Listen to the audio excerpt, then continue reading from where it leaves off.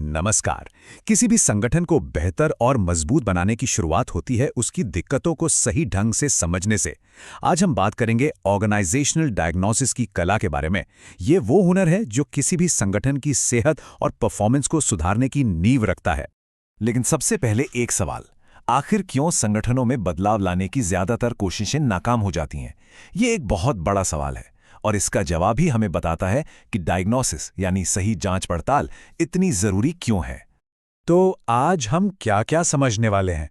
हम देखेंगे कि डायग्नोसिस की जरूरत क्यों है, परफॉर्मेंस गैप को कैसे पहचाना जाता है, डायग्नोसिस के 3 चरण कौन से हैं, एनालिसिस के लिए एक फ्रेमवर्क देखेंगे और आखिर में वीस बोर्ड के 6 बॉक्स मॉडल पर भी एक नजर डालेंगे। तो चलिए शुरू करते हैं। पहला पॉइंट, डायग्नोसिस की जरूरत। देखिए, बात सीधी सी है। किसी संगठन में असरदार बदलाव अंदाजे से नहीं आता। इसके लिए सबूत चाहिए, एक सिस्टमैटिक जांच चाहिए, बिल्कुल वैसे ही जैसे कोई जासूस किसी केस को सुलझाने के लिए करता है। और यही बात हमें इस पॉइंट पर लाती है कि डायग्नोसिस किसी भी प्लान किए गए बदलाव की बुनियाद है।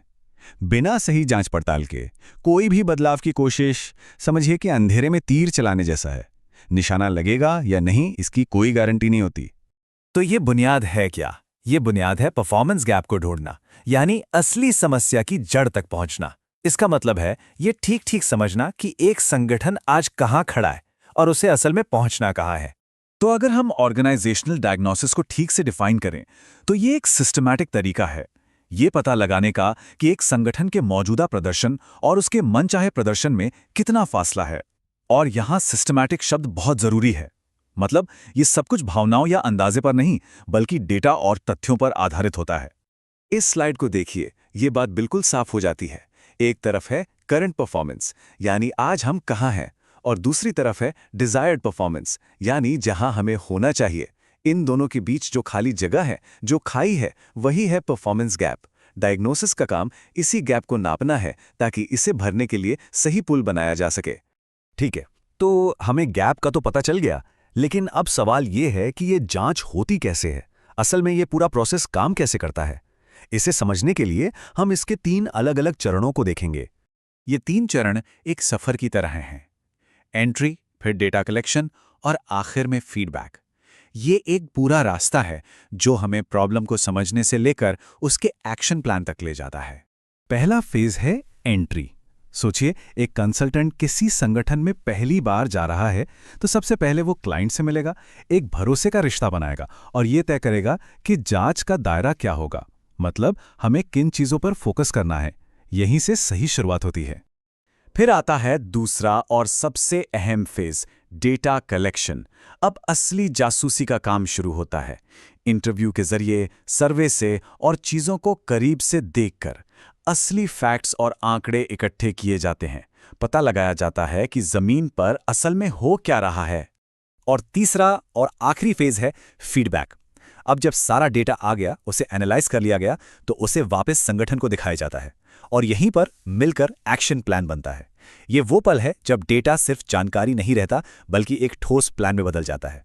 अच्छा, अब सोचिए, एक जासूस ने बहुत सारे सुराग तो इकट्ठे कर लिए, लेकिन उन सुरागों का मतलब कैसे निकालेगा? उसे एक सिस्टम चाहिए, कुछ टूल्स चाहिए। ठीक वैसे ही हमें भी एनालिसिस के लिए एक फ्रेमवर्क की जरूरत पड़ती है। क्योंकि कोई भी संगठन बहुत कॉम्प्लेक्स होता है ना?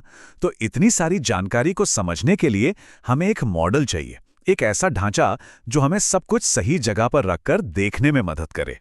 और यहीं पर मार्विन वीसबोर्ड का क्लासिक 6 बॉक्स मॉडल काम आता है। ये डायग्नोसिस के लिए एक बहुत ही पावरफुल और प्रैक्टिकल टूल है जो हमें एक ब्लूप्रिंट देता है। तो ये मॉडल संगठन को 6 अलग-अलग नजरियों से देखता है। पहला है पर्पस, यानी हम किस बिजनेस में हैं। दूसरा स्ट्रक्चर, काम का बंटवारा सही तरीके से हुआ है या नहीं। तीसरा रिलेशनशिप्स, लोगों और टीमों के बीच सहयोग कैसा है। चौथा रिवॉर्ड्स, क्या अच्छे काम के लिए इनाम मिलता है। पांचवा लीडरशिप, क्या कोई है जो इन सभी बक्सों में संतुलन बनाए रखता है। और छठा हेल्पफुल मैकेनिज्म्स, यानी क्या प्लानिंग और कंट्रोल के लिए सही सिस्टम मौजूद हैं। इन 6 बक्सों को देखकर ही असली प्रॉब्लम की जड़ का पता चलता है। और आखिर में डायग्नोसिस का पूरा मकसद क्या है, वो इस एक लाइन में बहुत खूबसूरती से बताया गया है। निदान का मकसद संगठन की समस्याओं को पहचानना और उनके कारणों को जानना है, ताकि मैनेजमेंट उनके समाधान के लिए प्लान बना सके। बस यही इसका सबसे बड़ा फायदा है। तो इस पूरी बातचीत के बाद एक सवाल जो हमें सोचना चाहिए, आज की इस तेजी से बदलती दुनिया में किसी भी संगठन के लिए वह सबसे जरूरी क्षेत्र कौन सा है जिसका डायग्नोसिस किया जाना चाहिए?